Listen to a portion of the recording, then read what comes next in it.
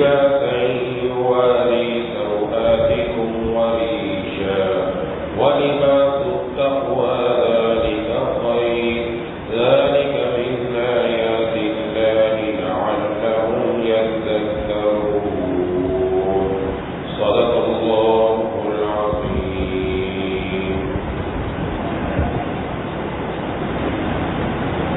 میرے دوستوں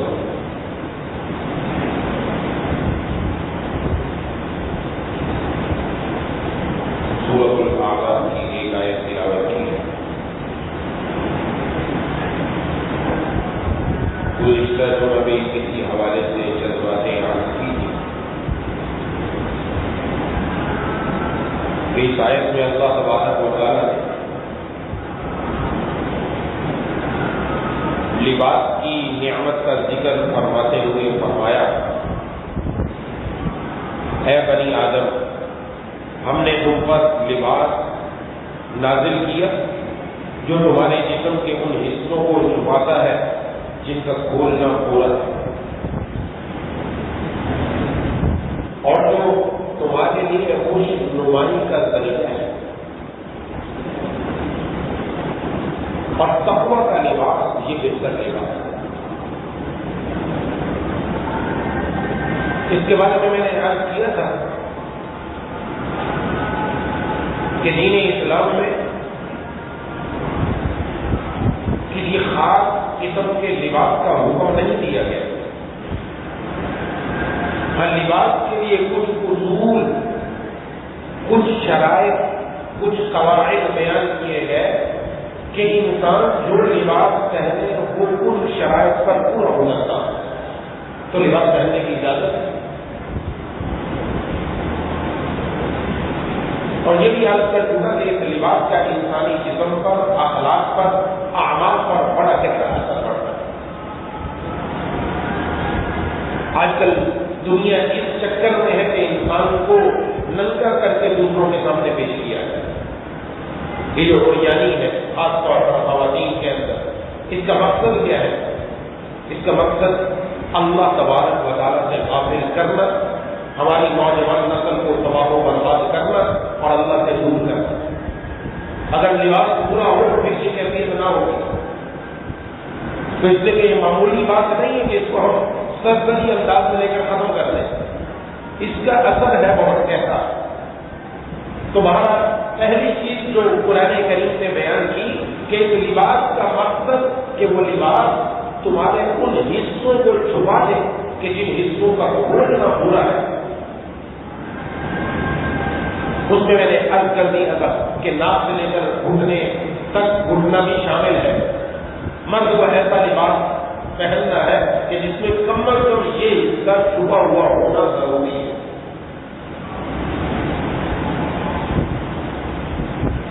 اور اس کے لیے 3 باتیں عرض کی کہ لباس نہ تو بالکل چھوٹا ہو کہ اس حصے کو ہی نہ چھپائے. جیسے کہ آج کل یہ بھی فیشن چل رہا ہے. صبح سیر اور تفریح کے لیے نکلتے ہیں, جاگنگ کے لیے نکلتے ہیں, ورزش کے لیے نکلتے ہیں تو لباس میں اوپر کو شرٹ ہے اور نیچے پاجامے اور شلوار کی بجائے ایسا لباس پہنا جاتا ہے ٹراؤزر کی طرح کہ جو پورا لباس نہیں ہوتا, جس سے رانے بھی کھلی ہوئی ہیں, گھٹنے بھی کھلے ہوئے. ایسا لباس پہننا ناجائز. وہ خود بھی گناہ کا مرتکب ہو رہا ہے اور دوسروں کو بھی دکھا رہا ہے. پھر لباس ایسا باریک نہ ہو کہ جس سے جسم کے جس حصے کو چھپانا ضروری ہے وہ نظر آئے, اتنا باریک نہ ہو. اور تیسرا اتنا تنگ بھی نہ ہو کہ جن حصوں کو چھپانا ضروری ہے جسم کے ان حصوں کی ساخت بناوٹ واضح ہو رہی ہے. ایسا لباس پہننے کی بھی اجازت ہے. یہ 3 باتیں عرض کی. یہ پہلی شرط ہو گئی لباس کی جو قرآن میں بیان کی. وریشا یہ دوسرا لفظ ارشاد فرمایا کہ لباس کا دوسرا مقصد تمہارے لیے زینت بھی ہے, خوش نمائی ہے. اشارہ ہے لباس ایسا ہو جو بے ڈھنگا نہ ہو, ایسا لباس ہو جس کو دیکھ کر انسان کے دل میں فرحت محسوس ہو. تو خوش نمائی اچھا لباس پہننا جائز ہے، اور شریعت نے یہ مقصد بھی ذکر فرمایا کہ ایسا لباس پہن بے ڈنگا بدحیت والا کہ جس کو دیکھ کر دوسروں کو کراہت محسوس ہو، ناپسندیدگی پتہ لگے، ایسے لباس کو پہننے کی بھی اجازت ہے۔ بلکہ آگے ایک حدیث ذکر کر دوں گا کہ جس میں جناب نبی کریم صلی اللہ علیہ وسلم نے کچھ ارشاد فرمایا، تمہارا لباس ایسا ہو کہ جو فرحت والا ہو، جس سے خوشنمائی حاصل ہو۔ پہلی شرط تو ہوگی کہ لباس جسم کو چھپائے، جس جسم کو چھپانا ضروری۔ نمبر 2، لباس ایسا ہو جس سے خوشنمائی ہو۔ اس میں یہ بھی ہے کہ ہم ایسا لباس پہنے جس سے میرے جسم کو راحت ملے۔ جائز ہے ایسا لباس پہننا کہ انسان باریک لباس پہنتا ہے یا ایسا نرم لباس پہنتا ہے کہ جس سے جسم کو سہولت ہو، جسم کو آرام ملے، جائز ہے، کوئی منع نہیں ہے، جائز ہے۔ ایسے جو مجھے پسند ہے، اپنی ذات کو مجھے پسند ہے کہ یہ والا رنگ، یہ والا لباس یہ مجھے پسند ہے، بشرطے کو شریعت کے اصولوں کے اندر ہو، اس کو بھی پہننے کی اجازت ہے۔ اپنے آپ کو اچھا لگ رہا ہے، اس کی بھی پہننے کی اجازت ہے، یہاں تک اجازت ہے۔ لیکن اس لیے میں لباس پہنوں کہ دوسروں کو اچھا لگوں، دوسروں کے سامنے واضح ہو کہ میں بڑے پیسے والا ہوں، میرا روب جو جمے، خود رائی میرے اندر آ جائے۔ اگر یہ نمائش دکھلاوا، لوگوں پر روب جمانا اور اپنا مال دکھانا یہ مقصد ہے تو ایسا لباس پہننے کی اجازت ہے۔ اس لیے لباس اپنی ذات کے لیے پہنا جائے، دوسروں کے لیے نہیں۔ آج دنیا کے اندر یہ مشہور ہے کہ کھاؤ من بھاتا پہنو جگ بھاتا، یعنی کھاؤ وہ جو تمہیں پسند ہو، پہنو وہ جو دوسروں کو پسند ہو۔ غلط ہے۔ شریعت اور اسلام کا اصول یہ ہے، کھاؤ بھی وہ جو تمہیں پسند ہو، پہنو بھی وہ جو تمہیں پسند ہو۔ اپنی پسند دیکھو نا، تمہیں جو پسند ہے اس کو پہنو، نہ کہ دوسروں کو۔ اور پھر لباس بدحیت والا نہ ہو، اچھا ہو۔ جناب نبی کریم صلی اللہ علیہ وسلم نے ایک شخص کو دیکھا کہ لباس پرانا سا پہنا ہوا ہے، آپ نے فرمایا کیا تمہارے پاس مال نہیں ہے؟ ابو داؤد شریف کی حدیث ہے، اللہ کا مال کیا تمہارے پاس مال ہے؟ کہ جی ہاں ہے۔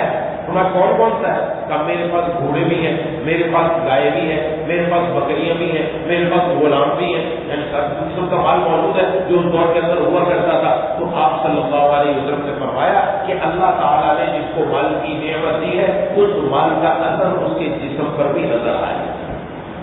تو اگر آپ کے پاس پیسہ ہے، اگر دولت ہے اور آپ اچھا کپڑا اس لیے پہنتے ہیں کہ آپ کو اچھا لگے، پہننے کی شریعت سے اجازت، نہ صرف اجازت بلکہ پسندیدہ ہے۔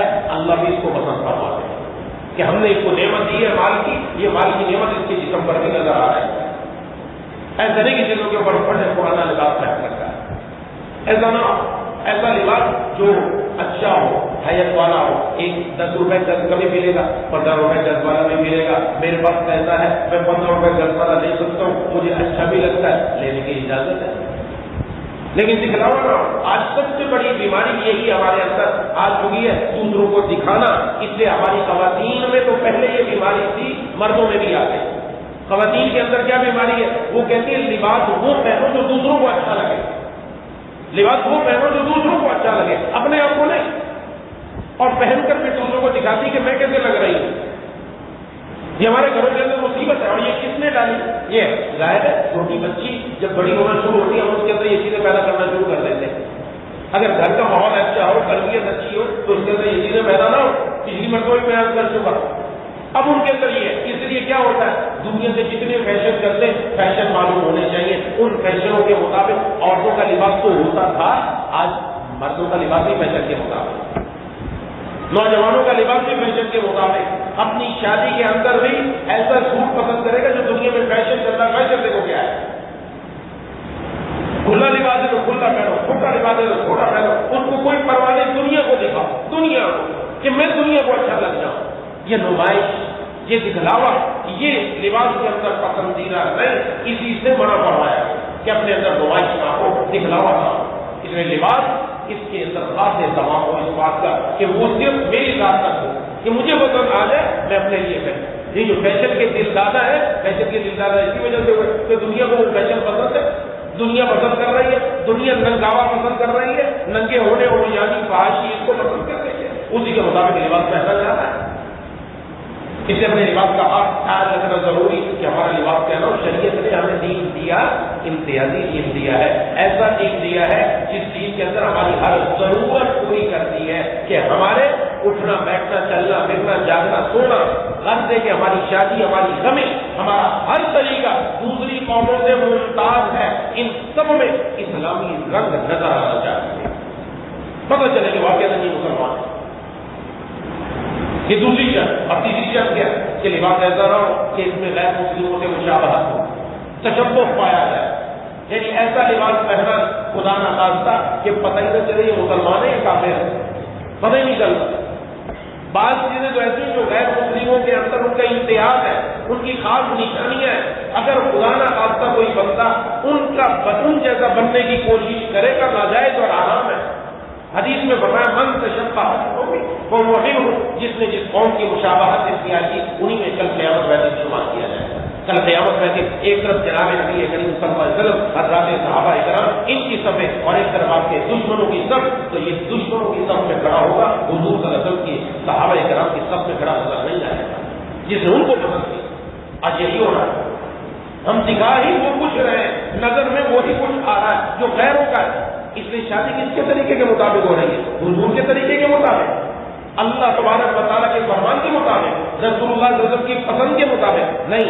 شادی ہو رہی ہے یہودیوں کے طریقے کے مطابق، ہندوؤں کے طریقے کے مطابق کہ وہ رسمیں آج ہمارے اندر آ چکی کہ جن کے اوپر خاندان چھوڑ دیے جاتے ہیں لیکن رسم چھوڑنا گوارا نہیں ہوتی کہ رسم یہ ضرور کرنی ہے. وہ کہاں سے آئی؟ ہندوؤں سے آئی. سنت چھوڑ دی، حضور کا طریقہ چھوڑ دیا، اور اسلامی لباس چھوڑ دیا، اسلامی طریقہ چھوڑ دیا، اور مسلمان آج غیروں کے طریقوں کو اپنی زندگی کے اندر لے کر آتا ہے. ان جیسا بننے کی کوشش کرتا ہے، ان جیسا ایک خود بخود کچھ ایسا پہنا، مشابہت ہو گئی. اس کو بھی حضور نے پسند نہیں کیا. آپ صلی اللہ علیہ وسلم نے محرم الحرام کے اندر 10 محرم کا روزہ رکھا. ارشاد فرمایا اگلے سال ہم 9 محرم کا بھی روزہ رکھیں گے، اس کے ساتھ ایک اور روزہ ملائیں گے. کیوں فرمایا تھا؟ اس لیے جو پتہ چلا یہودی بھی روزہ رکھتے ہیں، ان سے ہماری مشابہت ہو رہی ہے. حضور نے روزے میں عبادت میں مشابہت گوارا نہیں فرمائی. فرمایا یہ ایک روزہ رکھتے ہیں، ہم اگلے سال سے 2 روزے رکھا کریں گے. آپ کا مطلب ہے روزے میں بھی مشابہت کو اختیار نہیں فرمایا. حدیث اٹھا کر دیکھیں، جگہ جگہ پر نظر آئے گا خالق المشرکین، خالق المشرکین، مشرکین کی مخالفت کرو. یہ مشرکین کی مخالفت کن چیزوں میں؟ انہی چیزوں میں جگہ جگہ فرمایا گیا. اور آج مسلمان ہے کہ وہ غیروں کے طریقوں کو چھوڑنے کے لیے گوارا ہے. اس کے اوپر آپس میں لڑائیاں شروع ہو جاتی ہیں. رسم نہیں، اس پر اتنا آگ بگولا ہو جاتے ہیں، نہ جانے ہم نے کیا چھوڑوا دیا. اور سنت پر عمل کرنے کا بولے تو سنت پر عمل کرنے کے لیے تیار نہیں. یہ مشابہت. مردوں کے لیے ایسا لباس، عورتوں کی مشابہت ہے اجازت نہیں ہے. اس لیے مردوں کو سرخ رنگ کا لباس پہننے کی اجازت نہیں کہ وہ صرف سرخ رنگ کا لباس پہنے.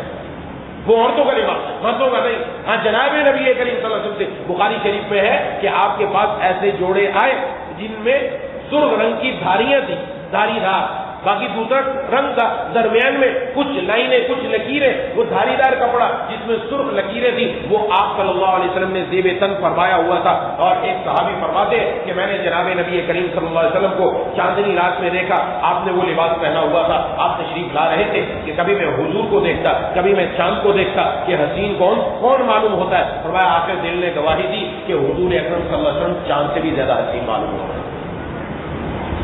تو آپ صلی اللہ علیہ وسلم نے کپڑا پہن کر بھی ایسا دکھایا. پسند سفید کو کیا، سفید لباس کو پسند فرمایا. تلقین بھی یہ فرمائی کہ سفید لباس پہننے کا اہتمام کرو. سفید لباس آپ کو پسند ہے لیکن اس کے ساتھ دوسرے رنگ کا ایسا کپڑا پہن کر جس کی اجازت ہے وہ بھی دکھا دیا کہ ایسا کپڑا بھی پہنا جا سکتا ہے. رنگدار کپڑا بھی آپ صلی اللہ علیہ وسلم سے پہننا ثابت ہے. لیکن اس بات کو ہمیشہ یاد رکھے کہ جتنی شریعت نے ہمیں اجازت دی اس کے اندر رہے نا. ہم تو اپنے آپ کو ویسا بنائیں جیسے جناب نبی کریم صلی اللہ علیہ وسلم کی صورت اور سیرت ہے. ہمارے تو محبوبی وہ ہیں، ہمارے تو پیارے وہ ہیں، ہم کیوں غیروں کے طریقوں کے مطابق چلیں؟ یہ لباس ہی نہیں آج وہ سر کے بالوں سے لے کر پاؤں کے ناخن تک غیروں کے اطوار اور غیروں کی تہذیب اور غیروں کے طور طریقے ہمارے اندر آتے چلے جا رہے ہیں. ایک ایک چیز میں غیر گھس رہا ہے. ناخن دیکھے بڑے بڑے ناخن رکھے ہوئے، عورتوں نے مردوں نے بھی بات یہ چھوٹی انگلی کا ناخن بڑھا رکھا. کیا مصیبت ہے؟ ہاتھوں میں انگوٹھیاں 4 ادھر 4 پہن رکھی. کیا کرنا چاہتے ہو آپ؟ کیا مسئلہ ہے آپ کا؟ شلوار ٹہنے سے نیچے جسم کا لباس وہ کس کی طرف اشارہ کرتا ہے؟ کیا پتہ چلتا ہے یہ ایک مسلمان کا لباس ہے، یہ ایک کافر کا لباس ہے؟ امتیازی قوم ہے. اس لیے جناب نبی کریم صلی اللہ علیہ وسلم ایک حدیث میں ارشاد ہے، بخاری شریف کی حدیث ہے، فرمایا جو چاہو کھاؤ، جو چاہو پیو، یعنی حلال میں حلال کھاؤ حلال پیو، اور جو چاہو پہنو، لیکن دو باتوں کا خیال رکھو، دو باتوں کا خیال رکھو، ایک اس میں اسراف نہ ہو اور دوسرا تکبر نہ ہو. یہ دو باتیں جہاں پائی گئی وہاں معاملہ خراب ہو جائے گا. جسے اشارہ کر دیا لباس بھی تمہارا ایسا ہو جس میں تکبر نہ چل کے، ایسا نہیں کہ تکبر متکبر بن گیا. جیسے بعض آدمی کوئی لباس پہنتا ہے تو اندر تکبر آنا شروع ہو جاتا ہے، وہ دکھلاوا ہوتا ہے، دکھلاوا بڑا پن، بڑائی اپنے اندر آنا شروع ہو جاتی ہے. اور وہ اپنے آپ کو تو پتہ نہیں کرتے، کس کو بتائیں گے تو پتہ چلے گا کہ میرے اندر بڑائی آ رہی ہے کہ نہیں آ رہی. جناب نبی کریم صلی اللہ علیہ وسلم نے اس لیے لباس کو اس انداز میں پہننا جس سے تکبر آ جائے منع فرمایا. اس لیے فرمایا اپنی شلوار ٹخنوں سے اوپر رکھو، اپنا تہبند ٹخنوں سے اوپر رکھو، ٹخنوں کو کھلا رکھو. اور حدیث شریف میں فرمایا اللہ تبارک و تعالیٰ متکبر کو پسند نہیں فرماتے، اور یہ شلوار کا ٹخنے سے نیچے ہونا، تہبند کا ٹخنے سے نیچے ہونا تکبر کی علامت ہے. اور آج یہ ہماری خدا نخواستہ نعوذ باللہ زینت بن چکی ہے، اور وہی مسلمانوں کی حضور کا طریقہ ذہن میں ہے ہی نہیں، اور سمجھتے کہ اوپر کر لیا نہ جانے ہمیں کیا ہو جائے گا. اوپر کرنے پر لڑائیاں شروع ہو جاتی ہیں، جھگڑا شروع کر لیں گے، سب کچھ کر لیں گے، لیکن غیر کا طریقہ چھوڑنا گوارا نہیں کریں گے، اور حضور کی سنت کو چھوڑنا گوارا کر رہا ہے. حالانکہ حضور صلی اللہ علیہ وسلم کی سنت ایسی تھی جس پر انسان اپنی جان دے دیتا، جس پر مر مٹتا.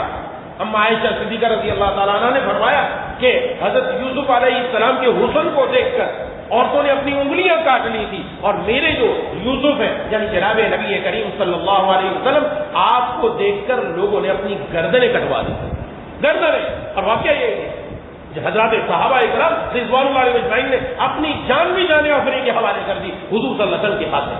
اور ہم اپنے حرام جذبات کو قربان کرنے کے لیے تیار نہیں، ہم اپنی شکل ہی حضور جیسا بنانے کے لیے تیار نہیں، تو محبت کیسے آئے گی میرے دوست؟ پیارے تو بنے، ان جیسی شکل تو بنائے، ان جیسا لباس کو پہنے جو حضور نے بتایا اس کو تو اپنے اندر لے کر آئے. پہلے عرض کر دیا، یہ ذہن میں رکھیے گا، یہاں یہ نہیں بتایا جانا اس طرح کا لباس بس یہی پہن سکتے، کوئی نہیں پہن سکتے. عرض کر دیا لباس جیسا چاہو پہنو، لیکن اس کے اندر یہ شرائط پوری ہونی چاہیے. اگر ان شرائط پر پورا اترتا ہے تو پہننے کی اجازت ہے، پہن سکتے ہیں. ان شرائط پر پورا اترے کہ ساتر ہو، لباس جسم کو ڈھانپنے والا ہو، جن حصوں کو چھپانا ضروری ان کو چھپانے والا ہو، مقصود اپنے لیے میرے جسم کو آرام ملے، میرے جسم کو آسانی ملے، مجھے اچھا لگ رہا ہے اس لیے میں پہنتا ہوں. نمائش، دکھلاوا، لوگوں پر روب جمانا، اپنا پیسہ دکھانا، اپنا بڑا منصب دکھانا، یہ مقصود نہ ہو، یہ چیز اندر نہ آئے. اور اس کے ساتھ ساتھ اس میں دوسروں کے ساتھ مشابہت بھی نہ ہو، غیروں کے طریقوں کے ساتھ مشابہت بھی نہ ہو، اور ساتھ وہ لباس متکبرانہ بھی نہ ہو کہ جس سے تکبر انسان کے اندر آ جائے. جناب نبی کریم صلی اللہ علیہ وسلم نے بخاری شریف کی حدیث ہے ارشاد فرمایا ما اسفل من الکعبین، جو حصہ اوپر سے آنے والے لباس سے ٹکنے کا چھپ گیا، اس سے نیچے آ گیا، وہ لباس نیچے آ گیا، میں یہ حصہ جہنم کے اندر چلے گا. جہنم کی وعید بیان فرمایا. اور ایک حدیث میں ارشاد فرمایا ثلاثۃ لا یکلمہم اللہ، تین آدمی جن سے اللہ گفتگو ہی نہیں فرمائیں گے کل قیامت ہے. گفتگو یعنی اللہ ان سے بات کرنا ہی گوارا نہیں فرمائیں گے. اب یہ سمجھ لیجیے، بات کرنا ہی اللہ گوارا نہیں فرما رہے تو وہ کہاں جائے گا؟ ولا ينظر الیہم، بات کرنا بھی گوارا نہیں، اللہ ان پر نظر رحمت بھی نہیں فرمائیں گے. یہ بھی مسلم شریف کی حدیث ہے. ان کی بات بھی نہیں فرمائیں گے، دیکھنا بھی گوارا نہیں کریں گے. ولا یزکیہم، اور ان کو پاک بھی نہیں فرمائیں گے. ولہم عذاب علیم، اور ان کو دردناک عذاب دیں گے. یہ مسلم شریف کی حدیث ہے، یہ کسی عام آدمی کی بات نہیں ہے. محبوب کبریا خاتم الانبیاء سرکار دو عالم صلی اللہ علیہ وسلم کی زبان نبوت سے نکلے ہوئے جملے کہ آپ کی زبان سے وہی نکلتا جو وحی آتی ہے، وہ ہے. کسی عام انسان کی بات نہیں ہو رہی، آپ ارشاد فرما رہے ہیں. اور کس کے لیے ہدایت ہے؟ مسلمانوں کے لیے ہدایت ہے. میں تین آدمی ان کے لیے چار سزا ہے. ان میں سب سے پہلا المسلم، وہ آدمی جو اپنی شلوار ٹکنے سے نیچے رکھنے والا، اپنا تہوت ٹکنے سے نیچے رکھنے والا، جس کا یہ ٹکنا چھپ گیا. اس کے بارے میں یتیم بھائی نے ارشاد فرمایا. وہ معمولی بات ہے. کوئی کہتے ہیں ہمارے اندر تو تکبر ہی نہیں ہے، ہم تو تکبر سے خالی ہیں، ہمارے اندر تکبر ہے نہیں، ہم تو اجازت ہے. حدیث شریف میں حضرت ابو بکر صدیق رضی اللہ تعالیٰ عنہ کا واقعہ بیان کیا گیا. اس کو بتاتے ہیں کہ آج کل بہت چل رہا ہے کہ حضرت ابو بکر صدیق رضی اللہ تعالیٰ عنہ جناب نبی کریم صلی اللہ علیہ وسلم کی خدمت میں آئے اور عرض کیا اے اللہ کے رسول صلی اللہ علیہ وسلم، یہ جب آپ کا فرمان سنا شلوار کو ٹکنے سے اوپر رکھنے والا، تہبند کو ٹکنے سے اوپر رکھنے والا، تو عرض کیا کہ میری جسم کی بناوٹ ایسی ہے میں اپنا ازار اوپر رکھنے کی کوشش کرتا رہتا ہوں کہ اوپر رہے، لیکن وہ ڈھلک جاتا ہے. کیا ارشاد فرمایا؟ ڈھلک جاتا ہے. یہ نہیں کہا اہتمام سے میں نیچے کرتا ہوں، اہتمام سے میں لمبی شلوار سلواتا ہوں یا لمبا تہبند باندھتا ہوں تاکہ وہ نیچے تک جائے. یہ نہیں، اہتمام میرا یہ ہے میرا ٹکنا کھلا رہے، لیکن جسم کی بناوٹ ایسی ہے کہ میں اہتمام تو کرتا ہوں لیکن کبھی وہ نیچے ڈھلک جاتا ہے. تو آپ صلی اللہ علیہ وسلم نے ارشاد فرمایا، اے ابو بکر تم تکبر کی وجہ سے نہیں کرتے. کس کو فرمایا اور کس نے فرمایا؟ یہ ذہن میں رکھنا ہے، کس کو فرمایا اور کس نے فرمایا؟ محبوب کبریا خاتم الانبیاء سرکار دو عالم صلی اللہ علیہ وسلم نے یہ الفاظ نبوت نکلے ہیں. اور کس کے لیے نکلے ہیں؟ ان کے لیے نکلے ہیں امت میں انبیاء کے بعد سب سے افضل اگر کوئی ہے تو حضرت ابو بکر صدیق رضی اللہ تعالیٰ عنہ ہے. ان کے بارے میں اور آپ صلی اللہ علیہ وسلم کی ذات اقدس، آپ کا عمل کیا تھا؟ ہمیشہ آپ کا تہبند وہ نصف پنڈلی تک رہا، نصف پنڈلی تک رکھنے کا اہتمام فرمایا، کبھی بھی نہیں. وہاں تو تکبر کا شائبہ تک نہیں ہے. آپ صلی اللہ علیہ وسلم کی ذات اقدس کا اپنا نمونہ کیا ہے، اپنا عمل کیا ہے؟ آپ کا اپنا عمل یہ ہے. اور حضرت ابو بکر صدیق رضی اللہ تعالیٰ عنہ وہ بھی نیچے لٹکا نہیں رہے، ڈھلک رہا ہے. اس کے بارے میں فرمایا تو میں اور آپ کیسے کہ ہمارے اندر تکبر نہیں؟ ہمیں کس نے گارنٹی دی ہے؟ ہم تو ہیں ہی بھرے ہوئے اندر سے تکبر کے. ہمارے اندر تو میں ہی میں ہے، میں بھری ہوئی ہے کہ قرآن کا کوئی حکم آ جائے، سنت کا کوئی حکم آ جائے، کوشش کی جاتی کوئی دائیں بائیں سے گنجائش مل جائے میں نکل جاؤں، کہیں نہ کہیں سے کوئی گنجائش نکل آئے، کوئی نہ کوئی صورت نکال دی جائے. یہ پیاروں کا طریقہ نہیں ہوتا. یہ اللہ تبارک و تعالیٰ اور جناب نبی کریم صلی اللہ علیہ وسلم سے محبت کرنے والوں کا طریقہ نہیں ہوتا. اس لیے اس کا بڑا اہتمام، اس کا اہتمام اپنے چھوٹے بچوں سے یہ عادت ڈلوا دیں. چھوٹے بچوں کی شلوار ہو جو بھی پہنانا وہ ہمیشہ ٹکنے سے اوپر رہے. بچپن سے عادت پڑ گئی 55 تک چلے گی اور مرتے دم تک انشاءاللہ چلے گی. اپنا ٹکنا کھول کر رکھے گا. اور یہ حضور صلی اللہ علیہ وسلم کی سنت بھی ہے اور ضروری عمل ہے، کیونکہ اس کے اوپر وعید آ گئی اگر کوئی چھپائے گا گناہ کبیرہ ہے، بغیر توبہ کے معاف نہیں ہوگا، پکڑا جائے گا اس کے اوپر. یہ معمولی بات نہیں ہے. اس لیے اس کو اپنے ذہن میں رکھنا ضروری ہے. حضرت عثمان غنی رضی اللہ تعالیٰ عنہ صلح حدیبیہ کے موقع پر جناب نبی کریم صلی اللہ علیہ وسلم کی طرف سے جب آپ قاصد بن کر گئے اور مشرکین مکہ سے بات چیت کرنے کے لیے، تو آپ کو جو لینے کے لیے آئے تھے آپ کے ساتھ جانے لگے، تو مشرکین کا یہ طریقہ تھا، مشرکین کا یہ رواج تھا کہ جو جتنا زیادہ امیر ہوتا، جتنا زیادہ پیسے والا ہوتا، اتنا اس کا تہبند وہ زمین پر گھسٹتا ہوا آتا. نہ صرف ٹخنے کو چھپاتا، پاؤں کو چھپاتا، وہ زمین پر گھسٹتا ہوا آتا پیچھے پیچھے. ایسا عادت تھی ان کی.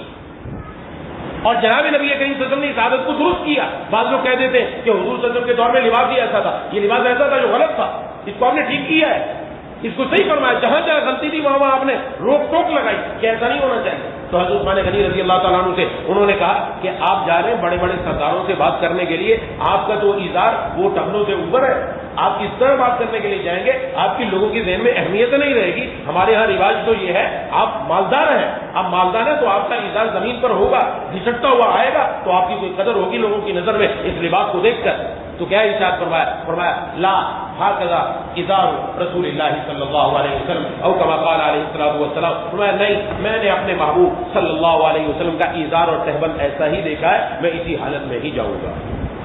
انہوں نے اسی حالت میں جا کر اپنی عزت بھی کروائی، اپنا نام بھی بنوایا اور پوری دنیا پر بھی چھا گئے، پوری دنیا پر بھی چھا گئے. یہ حضرات صحابہ کرام رضوان اللہ علیہم دنیا کے جس کونے پر پہنچے پوری دنیا میں اسلام کے اندر پوری دنیا میں اسلام کا بول بالا کیا. کس لباس میں؟ اسی لباس میں جو جناب نبی کریم صلی اللہ علیہ وسلم نے ان کو عطا کیا، اس سے نہیں ہٹے، اس کو اپنی زندگی کے اندر لے آئے. اور آج ہم سمجھتے ہیں کہ اس لباس میں عزت ہی نہیں، لوگوں کے سامنے ہماری اہمیت ختم ہو جائے گی. کیسے اہمیت ختم ہو جائے گی؟ ہم خود اپنی اہمیت کھو چکے ہیں، ہم نے خود اپنے آپ کو کمزور کر دیا. ہم ذرا حضور کے طریقے میں تو آئیں. عزت اللہ تبارک و تعالیٰ کے لیے، اللہ کے رسول کے لیے، اور جو اللہ اور اس کے رسول کے حکموں پر چلنے والے اللہ ان کو بھی عزت نصیب فرماتے ہیں. اس سے کبھی ایسا نہیں ہوگا کہ دین کے حکم پر عمل کرنے میں معاملہ ہمارا ختم ہو جائے گا. کوئی نہیں. الحمدللہ کتنے ایسے افراد ہیں کہ جو سنت کے مطابق اپنا لباس رکھتے ہیں، سنت کے مطابق لباس، دنیا میں عزت ہے، لوگ دیکھتے ہیں ان کو الحمدللہ. تو ہمیں بھی ان میں جانا چاہیے بھائی. بچوں سے بھی عرض ہے، نوجوانوں سے بھی عرض ہے، بزرگوں سے بھی عرض ہے، سب کوشش کریں کہ ہمارا ازار، ہمارا تہبند، ہماری شلوار ہمیشہ ٹکنوں سے اوپر رہے. کھڑے ہونے کی حالت میں، چلنے کی حالت میں یہ ٹکنے کھلے رکھنا واجب ہے اور ضروری ہے. صرف نماز میں نہیں، ہر حال میں. اور انشاءاللہ کوئی کچھ نہیں کہنے والا. ہم اپنے آپ کے اندر لے آئے نا، ہم کیوں احساس کمتری کا شکار ہو رہے ہیں؟ کوئی اسلام تو معمولی دولت ہے، بہت بڑی دولت ہے. حضور کا طریقہ معمولی چیز ہے، نعوذ باللہ. ایسا ہے اس کے اندر جس نے اپنے آپ کو اس کے اندر ڈھال لیا، پوری دنیا کے اندر اللہ تعالیٰ نے ان کو عزتیں عطا فرمائی. اور اس کے آگے اس لیے لباس التقویٰ، جو لباس تقویٰ ہے یہ سب سے بہتر ہے۔ لباس تقویٰ کیا مطلب؟ تمہارا ظاہر اور تمہارا باطن یہ اللہ اور اس کے رسول کے حکموں کے مطابق ہو، اس میں نافرمانی نہ ہو، یہ لباس سب سے بہتر ہے۔ جس طرح تمہارا جو عام لباس ہے اس سے تمہارے جسم میں خوشنمائی معلوم ہوتی ہے، لوگوں کو دیکھ کر اچھا معلوم ہوتا ہے، ہمیں اچھا معلوم ہوتا ہے کہ لباس اچھا ہو، تمہارا سب سے بہترین لباس تقویٰ ہے۔ جس نے تقویٰ اختیار کر لیا وہ دنیا میں بھی معزز، اللہ کے یہاں بھی معزز ہوگا۔ اس لیے لباس التقویٰ، اور لباس التقویٰ کیا ہے؟ تقویٰ ہے کیا کہ جن جن چیزوں سے اللہ اور اس کے رسول نے منع فرمایا وہ چیز ہماری زندگی میں نہ ہو، وہ چیز ہم ختم کر دیں۔ وَأَمَّا مَنْ خَافَ مَقَامَ رَبِّهِ وَنَهَى النَّفْسَ عَنِ الْهَوَىٰ، یہ تقویٰ بیان کر دیا گیا کہ وہ شخص جو اپنے رب کے سامنے کھڑا ہونے سے ڈر گیا کہ یہ زندگی دنیا کی زندگی نہیں ہے۔ دنیا کے اندر عام طور پر انسان سوچتا ہے لوگوں کو راضی کر لیں، کب تک ان کو راضی کرتے رہیں گے؟ دنیا نے راضی نہیں ہونا، یہود و نصارہ کوشش کر رہے ہیں کہ ہم ان کے پورے طریقے میں چلے جائیں، وہ ہم سے راضی نہیں ہوں گے، ہاں انہوں نے خوش نہیں ہونا ہم سے، جب تک کہ انسان اسلام کو نعوذ باللہ چھوڑ کر مرتد ہو کر یہودی یا عیسائی نہ بن جائے تب تک وہ راضی ہونے والے نہیں۔ یہ انگریزوں نے یہ کیا تھا، ہمارے جو بادشاہوں کا لباس ہوا کرتا تھا، جب انگریز غالب آیا یہ ہندوستان کے اندر، اس نے اپنے جو چوکیدار تھے، جو اپنے ملازم تھے، ان کو ہمارے بڑوں کا لباس پہنایا دنیا کو دکھانے کے لیے، دیکھو تمہارے بادشاہوں کا لباس ہم نے ان کو پہنا کر ذلیل کر دیا تم۔ حالانکہ ہمیں پتا ہے ذلت عزت اس میں نہیں ہے، ذلت اور عزت یہ اللہ تبارک و تعالیٰ کے حکموں پر عمل کرنے اور نہ کرنے میں ہے، اور جنہوں نے کیا اللہ نے ان کو دنیا میں عروج عطا فرمایا۔ انہوں نے اپنی طرف سے یہ کوشش کی اور ہم سمجھتے ہیں ان سے لے لو ان سے جو بات وہاں سے آئی فوراً قبول کرنے کے لیے تیار، انہوں نے ایسا کر لیا ہم بھی قبول کرنے کے لیے تیار، اور ہم اپنے آپ کو انہیں کے رنگ میں ڈھالنے کی کوشش کر رہے ہیں۔ اللہ پر ایمان لانے والے، حضور صلی اللہ علیہ وسلم پر ایمان لانے والا سچا مسلمان، اس کی یہ کیفیت نہیں ہوتی، وہ تو یہ دیکھتا ہے میرے محبوب کا طریقہ کیا ہے، میرے محبوب اٹھتے کیسے تھے، بیٹھتے کیسے تھے، چلتے کیسے تھے، کھانا کیسے کھاتے تھے، سوتے کیسے تھے، ہمارے محبوب نے شادی کیسے کی، کیسے اپنی بچیوں کی آپ کے یہاں غمی بھی آئی، آپ نے غم کیسے کیا، یہ سارے طریقے کو دیکھ کر وہ اپنی زندگی کو ان کے مطابق بناتا چلا جاتا ہے۔ دنیا بھی بنتی ہے، آخرت بھی بنتی ہے، اللہ دنیا میں جنت والا مزہ نصیب فرماتے ہیں، وہ دنیا کے اندر بھی جنت والا ہوتا ہے۔ تو لباس تقویٰ اس کے اندر پہلی شرط کیا مطلب؟ اللہ تبارک و تعالیٰ کا خوف آ جائے دل میں، میں نے اپنے رب کے سامنے جانا۔ یہ دنیا والوں کا کیا ہے، یہ 60-70 سالہ 80 سالہ زندگی کیا ہے، اس کے بعد ایک اربوں خربوں سالوں والی زندگی آنے والی، میں نے اس کی تیاری کرنی ہے، میں نے تو اپنے رب کے سامنے کھڑا ہونا ہے، اپنے رب کو جا کر جواب دینا ہے۔ یہ ڈر دل میں آ گیا تو کیا کیا؟ وَنَهَى النَّفْسَ عَنِ الْهَوَىٰ، نفس کو بری خواہشات سے روکا، اپنے نفس کو برے جذبات سے روکا، ان جذبات سے روکا جو اللہ اور اس کے رسول کے حکم کی نافرمانی کی طرف لے کر جانے والے ہیں۔ فَإِنَّ الْجَنَّةَ هِيَ الْمَأْوَىٰ، اور جنت اسی بندے کا ٹھکانہ ہے۔ تو لباس تقویٰ اور اہم ہے، تو عام لباس جو پہن رہے ہیں اس کا بھی اہتمام کیجیے کہ میرا لباس حضور صلی اللہ علیہ وسلم کے بتائے ہوئے طریقے کے مطابق ہو جائے، اور اس کے ساتھ ساتھ لباس تقویٰ بھی اختیار کروں۔ دعا ہے کہ اللہ تعالیٰ مجھے اور آپ کو ان باتوں پر عمل کرنے کی توفیق عطا فرمائے۔ واقعی دعوانا الحمد للہ۔ اللهم صل على سيدنا مولانا محمد وعلى آل سيدنا مولانا محمد وعلى ربنا اغفر لنا ذنوبنا وكفر عنا سيئاتنا وتوفنا مع الأبرار ولا يكرم لك على نبينا يا الراحمين يا ذا الجلال والإكرام۔ ہمارے والدین کی بیوی بچوں کی بہن بھائیوں کی دوستوں احباب کی تمام رشتے داروں کی اہل پاکستان کی پوری امت مسلمہ کی مغفرت فرما دیجیے یا اللہ۔ ہم سب کو محبوب کبریا خاتم الانبیاء سرکار دو عالم صلی اللہ علیہ وسلم کی سنت کے مطابق زندگی گزارنے کی توفیق عطا فرما یا اللہ۔ اپنی معاشرت، اپنے اخلاق، اپنا لباس، اپنا اٹھنا بیٹھنا، اپنا چلنا پھرنا، اپنا جانا سونا، غرضے کے ہر کام اپنے محبوب کی سنتوں کے مطابق کرنے کی توفیق عطا فرما دیجیے اے الہ العالمین اے رب الراحمین۔ سب سے بڑا مقصد یا اللہ اپنی رضا بنا لیجیے۔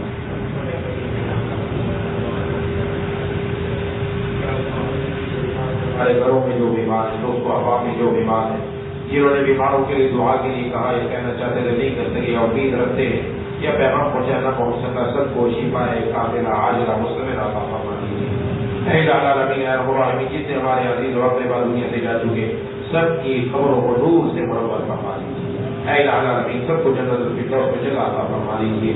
شریف بھائی کا بھی انتقال ہو گیا، اور اسی طریقے سے اقبال بھائی جو ہمارے معاشرے میں ان کے والد صاحب کا انتقال ہو گیا تھا، اکرام بھائی ہے ان کے بیٹے کا انتقال ہو گیا تھا، سب کے لیے دعا فرمائے اللہ تبارک و تعالیٰ سب کی مغفرت فرما دے، سب کی قبر کو نور سے منور فرما دے، سب کو جنت الفردوس میں جگہ عطا فرما دے، سب کی آخرت کی منازل آسان فرما دے، ان کے پاس منتظر کو صبر جمیل عطا فرما دے، اور ان کی اولاد کو یا اللہ اپنے والدین کے لیے صدقہ جاریہ بنا دے۔ اے الہ العالمین، اے ارحم الراحمین، ایک ساتھی نے اپنے روزگار کے لیے دعا کے لیے کہا ہے، اور بھی جو بے روزگار ہیں یا اللہ سب کو حلال برکت والا روزگار نصیب فرما دیجیے۔ معاشی اعتبار سے یا اللہ ملک پاکستان کو بھی مستحکم فرما، ملک پاکستان کے ہر شہری کو مستحکم فرما۔ یا الہ العالمین، معاشی اعتبار سے اور یا اللہ لوگ بہت پریشان ہیں، یا اللہ تمام اخراجات اپنے غیر کے خزانوں سے پورے فرما دیجیے۔ یا الہ العالمین، یا اللہ کسی کے سامنے ہاتھ نہ پھیلانا پڑے، یا اللہ ہم میں سے یا اللہ جو مقروض ہے وہ قرضوں سے رہائی نصیب فرما دیجیے۔ یا الہ العالمین، یا العالمین، ہماری اولاد کو بھی نیک بنا دیجیے، ہماری اولاد کو ہماری آنکھوں کا تارا اپنا پیارا بنا دیجیے۔ یا الہ العالمین، ہمیں اپنے والدین کی آنکھوں کی ٹھنڈک بنا دیجیے۔ ہم میں سے جن کے دونوں والدین یا ایک دنیا میں جا چکے، یا اللہ ان کی قبر کو نور سے منور فرما کر، یا اللہ ان کی قبر کو جنت کے باغوں میں سے ایک باغ بنا کر، یا اللہ آخرت میں بلند مراتب نصیب فرما دیجیے۔ اور یہی حالات ہم میں سے جن کے والدین دونوں یا ایک زندہ ہیں، ہمیں ان کی قدر کرنے کی توفیق عطا فرما۔ یا اللہ ان کی ہر دکھ درد تکلیف بیماری پریشانی دور فرما۔ میری بات نہ سبب یا نیند ہے، دعا فرما اللہ تعالیٰ ان کو بھی خوب سے عطا فرما دے، اور ایک جو علاج چل رہا ہے اس کے اندر شفا فرما دے۔ اے الہ العالمین، اے ارحم الراحمین، ہمارا بھی بیٹھنا، ہمارا اس طرح جمع ہونا اپنے دین کے لیے قبول فرما دیجیے۔ یا اللہ اسی طرح اپنے در پر پہنچو، اپنے در پر حاضری کی توفیق عطا فرما دیجیے۔ یا اللہ پڑھتے دم تک یا اللہ اپنے دین سے وابستہ رکھیے، حاضرین کے اثر سے شہیدوں کے شر سے ڈرتے بڑھتے ہم سب کی حفاظت فرما دیجیے۔ اللهم كل خير لكل مسلم ومسلمة، اللهم ارحم أمة محمد صلى الله عليه وسلم، ربنا تقبل منا إنك أنت السميع العليم وتب علينا إنك أنت التواب الرحيم، صلى الله على خير خلق محمد وعلى آله وصحبه أجمعين برحمتك